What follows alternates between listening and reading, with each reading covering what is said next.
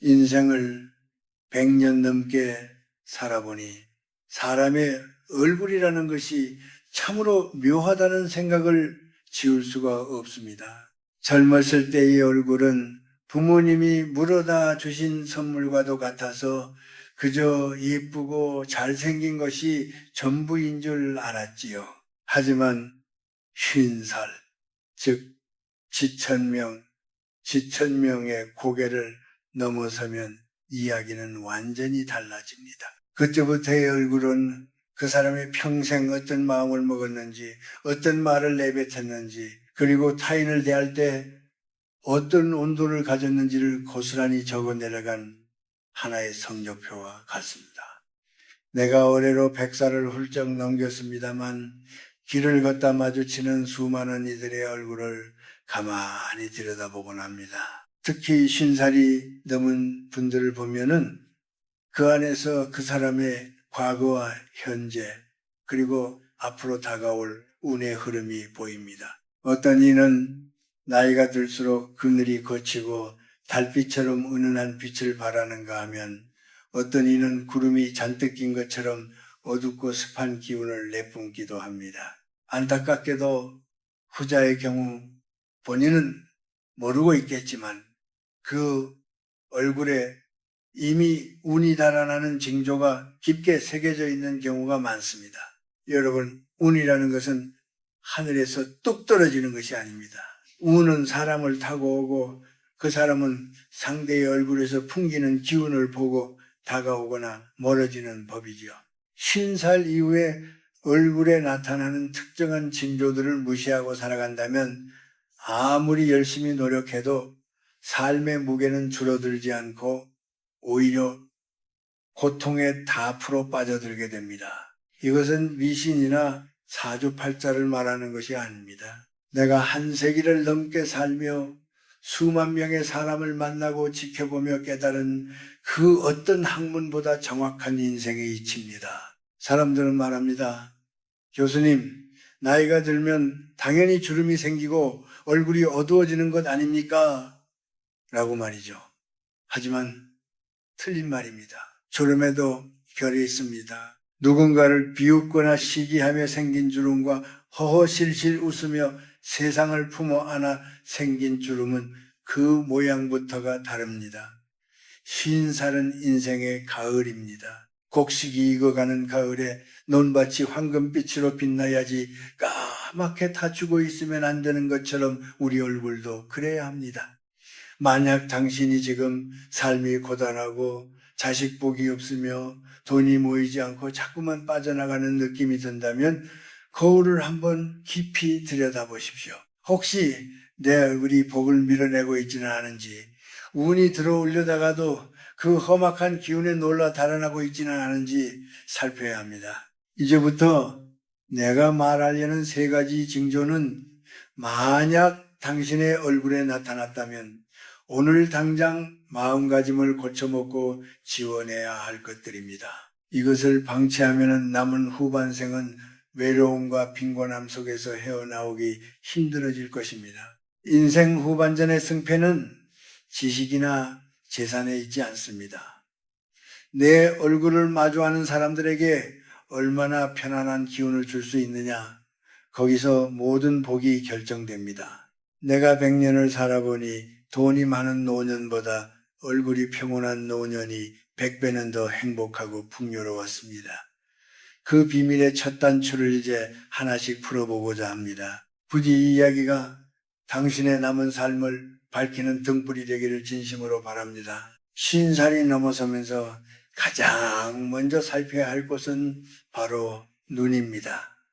흔히들 눈은 마음의 창이라고 하죠. 내가 수많은 제자와 지인들을 지켜보며 느낀 것은 사람이 나이가 들수록 그 눈빛이 그 사람의 인생 자체를 대변한다는 사실입니다. 그런데 가만히 보면 쉰 고개를 넘기면서 눈빛이 급격히 탁해지거나 날카로워지는 분들이 있습니다. 이것이 바로 운이 나빠지는 첫 번째 불길한 징조입니다. 젊었을 때의 눈빛은 반짝이는 생기만으로도 충분히 아름답습니다.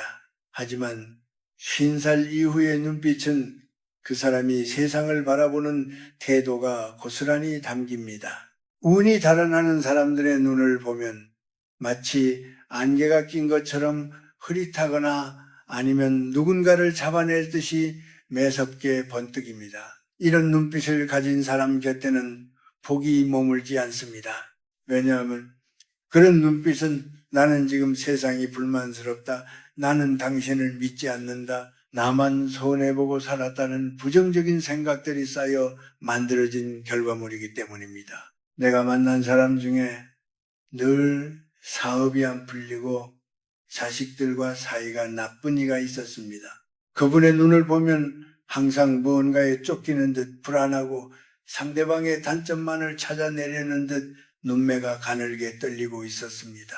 본인은 세상이 나를 속여서 이렇게 됐다고 말하지만 사실은 그 탁한 눈빛이 좋은 사람과 기회를 스스로 밀어내고 있었던 것이지요. 맑은 물에 물고기가 모이듯 맑고 따뜻한 눈빛에 사람과 운이 따르는 법입니다. 나이가 들어 눈빛이 흐려지는 것은 단순히 노안이 와서가 아닙니다. 마음속에 욕심이 가득 차거나 지나온 세월에 대한 억울함이 가득하면 눈에 도끼가 서립니다. 이 도끼는 본인의 기운을 갉아먹을 뿐만 아니라 마주 앉은 상대방을 불편하게 만듭니다. 누군가를 만났을 때 왠지 모르게 빨리 자리를 피하고 싶은 사람이 있다면 그 사람의 눈빛을 가만히 보십시오.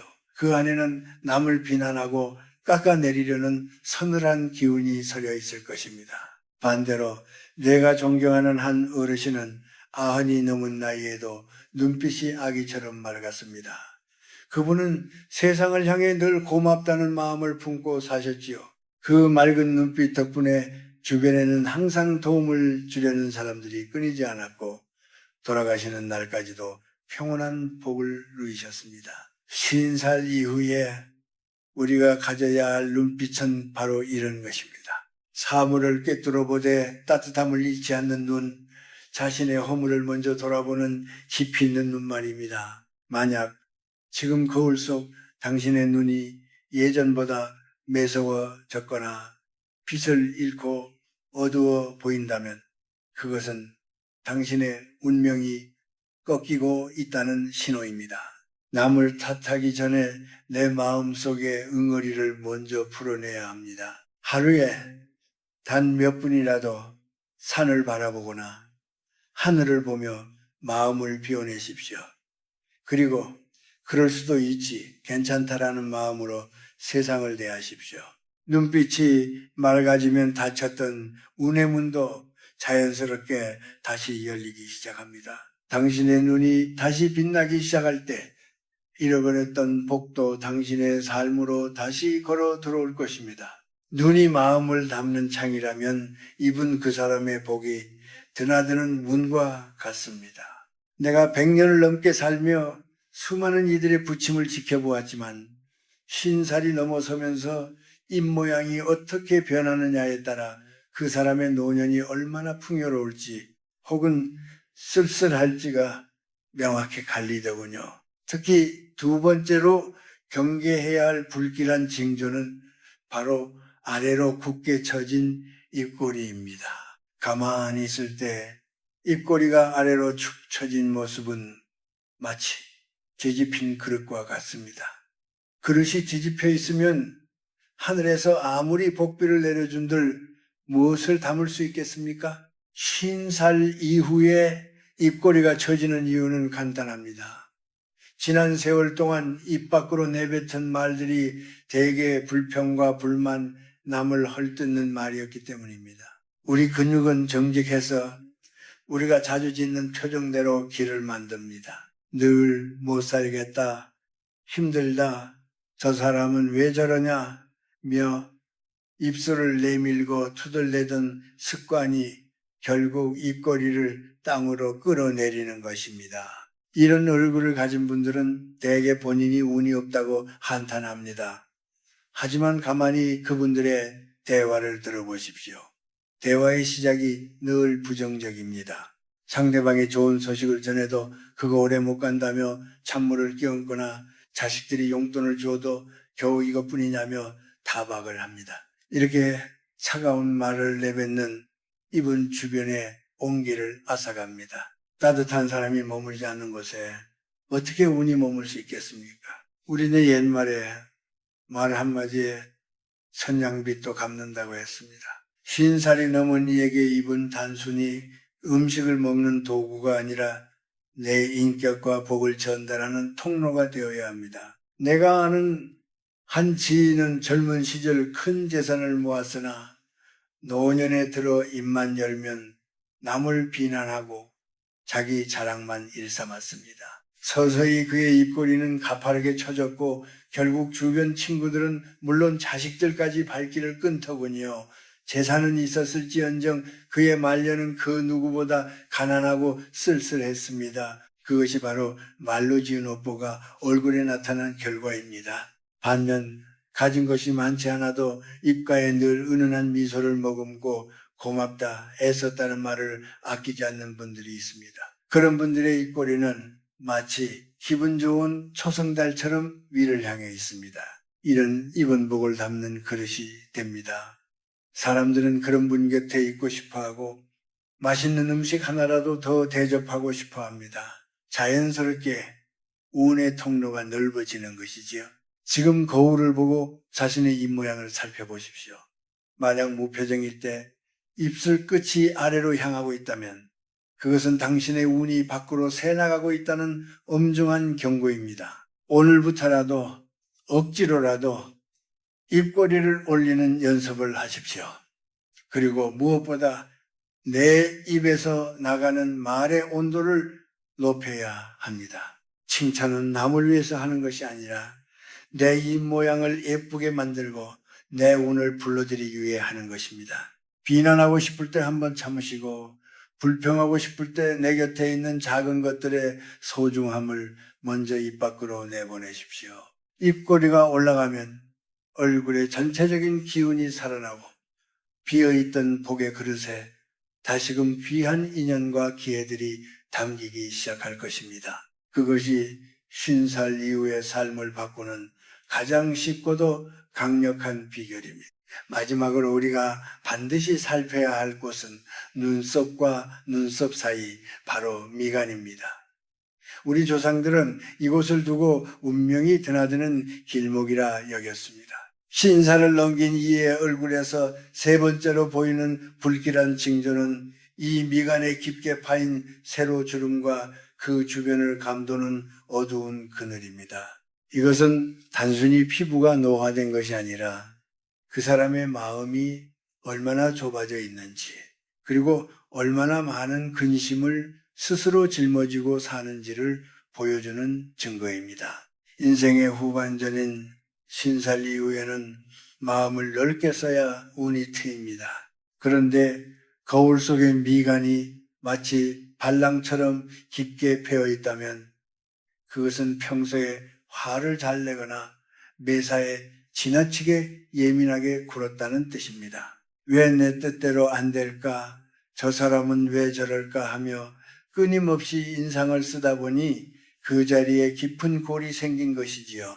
이 골은 들어올려던 복도 걸려 넘어지게 만들 만큼 험악한 기운을 내뿜습니다. 내가 100년의 세월을 살며 깨달은 참된 이치 중 하나는 내 마음이 너그러워야 내 앞길도 넓어진다는 것입니다. 미간을 잔뜩 찌푸리고 사는 사람은 스스로 자신의 앞길을 좁게 만드는 것과 같습니다. 이마와 미간은 하늘의 기운을 받는 곳인데 그곳이 어둡고 좁아져 있으면 지혜가 들어올 틈이 없습니다. 그러니 자꾸만 잘못된 판단을 내리게 되고 사람들과 부딪히며 결국에는 재물과 사람 모두를 잃는 운에 막힘 현상이 일어나는 것입니다. 어떤 이들은 말합니다. 살기 힘들어서 저절로 인상이 써지는 걸 어떡합니까? 라고 말이죠. 하지만 앞뒤가 바뀌었습니다. 인상을 쓰기 때문에 삶이 더 힘들어지는 것입니다. 내가 아는 한로 교수는 평생을 검소하게 살았지만 항상 이마를 훤히 드러내고 미간을 활짝 펴고 다녔습니다. 그분은 어려운 일이 생길 때마다 이 또한 지나가리라 하며 오히려 얼굴을 펴려고 노력했지요. 그 결과 그분 주변에는 늘 그 지혜를 배우려는 사람들이 구름처럼 몰려들었고 말년까지도 부족함 없는 삶을 누렸습니다. 반대로 항상 미간을 찌푸리고 남의 잘못만 찾아내던 한 지인은 결국 그 깊은 주름만큼이나 깊은 고독에 빠졌습니다. 아무리 좋은 음식을 먹고 좋은 옷을 입어도 그 얼굴에 서린 어두운 그늘은 가려지지 않더군요. 50살이 넘어서도 고집을 부리고 자신의 생각만 옳다고 믿는 다친 마음이 결국 이마를 좁게 만들고 미간을 어둡게 만든 것입니다. 여러분, 50살 이후의 삶은 비우는 삶이어야 합니다. 내 고집을 비우고 자식에 대한 지나친 욕심을 비우고 과거의 영광이나 상처를 비워내야 합니다. 그래야 미간이 펴지고 이마가 맑아집니다. 미간이 활짝 펴진 사람은 보는 이로 하여금 편안함을 줍니다. 저 사람에게는 내 고민을 털어놓아도 되겠다. 저 사람과 함께라면 마음이 놓인다는 느낌을 주지요. 이런 편안함이야말로 만복을 불러오는 최고의 자석입니다. 지금 즉시 손가락으로 당신의 미간을 부드럽게 문질러 보십시오. 그리고 마음속으로 외치십시오. 다 괜찮다. 모두 다 잘 될 것이다. 굳게 닫혔던 마음의 문을 열듯 미간의 주름을 펴려고 노력할 때 당신을 억누르던 무거운 운의 굴레도 서서히 풀리기 시작할 것입니다. 이마가 훤해지고 미간이 맑아지는 순간 당신의 후반 생에는 이전과는 비교할 수 없는 밝은 햇살이 내리쬐게 될 것입니다. 이제 긴 이야기를 마무리할 때가 되었습니다. 100년이라는 시간을 이 땅 위에서 살아오며 내가 내린 결론은 아주 명확합니다. 인생의 전반전이 하늘과 부모로부터 받은 미천으로 사는 것이라면 50살 이후의 후반전은 오로지 내가 만든 나의 얼굴로 살아가는 시간이라는 점입니다. 오늘 내가 말한 눈빛과 인매 그리고 미간의 징조들은 단순히 겉모습을 꾸미라는 뜻이 아닙니다. 그것은 우리 내면의 깊은 곳을 비추는 거울이니 겉이 아닌 속을 먼저 씻어내라는 간절한 당부입니다. 많은 이들이 50살이 넘으면 이제 늙어갈 일만 남았다고 생각하며 스스로를 저물어가는 해에 비유하곤 합니다. 하지만 나는 그렇게 생각하지 않습니다. 50살은 인생이라는 나무의 가장 깊고 단단한 나이테가 생기는 시기이며 진정한 지혜의 열매가 맺히기 시작하는 철입니다. 이때 우리의 얼굴이 어둡고 험악해진다면 그 열매는 쓰디쓴 것이 되겠지만 우리가 마음을 잘 다스려 얼굴에 평온함을 담아낸다면 그 열매는 세상 무엇보다 달콤하고 향기로울 것입니다. 운이 좋지 않다고 한탄하는 분들에게 나는 늘 이렇게 말합니다. 당신의 방을 청소하듯 당신의 얼굴에 낀 먼지를 먼저 닦아내십시오라고 말입니다. 미움이라는 먼지, 시기라는 때, 그리고 탐욕이라는 얼룩을 닦아내면은 얼굴은 자연스럽게 맑아집니다. 얼굴이 맑아지면 보는 사람의 마음이 열리고 사람의 마음이 열리면 그토록 바랐던 복과 기회는 저절로 찾아오게 되어 있습니다. 이것이 바로 세상이 돌아가는 가장 정직한 원리입니다. 나이가 들어서도 누군가에게 대접받기를 바라기보다 내가 먼저 따뜻한 눈길을 건네는 사람이 되십시오. 자식들이 내 마음을 몰라준다고 서운해하기보다 그들의 고단한 어깨를 보고 먼저 입꼬리를 올려 웃어 주십시오. 내 뜻대로 되지 않는 세상사에 인상을 쓰기보다 그저 살아있음에 고마워하며 미간을 활짝 펴보십시오. 그런 작은 변화들이 모여 당신의 인상을 바꾸고 바뀐 인상은 당신의 남은 30년, 40년의 세월을 완전히 다른 길로 인도할 것입니다. 나는 요즘도 매일 아침 거울을 보며 나 자신에게 묻습니다. 김영석, 너는 오늘 만나는 사람들에게 어떤 얼굴을 보여줄 것이냐? 라고 말이죠. 내 나이 100살이 넘어서도 이 노력은 멈추지 않습니다. 나이가 들수록 내 얼굴에 책임을 져야 하기 때문입니다. 여러분도 오늘부터 거울 속의 자신과 화해하십시오. 거친 세월을 버티느라 수고한 당신의 얼굴을 사랑해 주십시오. 그리고 이제는 그 얼굴에 도끼가 아닌 향기가 서리도록 마음의 밭을 일구어 나가시길 바랍니다. 세상은 참으로 공평합니다. 우리가 뿌린 대로 거두는 것처럼 우리가 얼굴에 심은 마음대로 운명은 꽃을 피웁니다. 부디 당신의 후반생이 흐릿한 눈빛이 아닌 맑은 해안으로, 처진 입꼬리가 아닌 넉넉한 미소로, 찌푸린 미간이 아닌 드넓은 이마로 가득 차기를 소망합니다. 그렇게 당신의 얼굴이 빛나기 시작할 때 온 우주가 당신을 돕기 위해 움직일 것입니다. 비가 온 뒤에 산등성이가 더 푸르듯 고난을 겪고도 웃음을 잃지 않는 당신의 얼굴은 그 무엇보다 아름답습니다. 그 아름다움이 당신의 남은 생을 평온과 풍요로 이끌어줄 것이라 믿어 의심치 않습니다. 부디 평안하십시오. 그리고 언제나 당신의 얼굴에 봄날의 햇살 같은 온기가 머물기를 진심으로 기원합니다.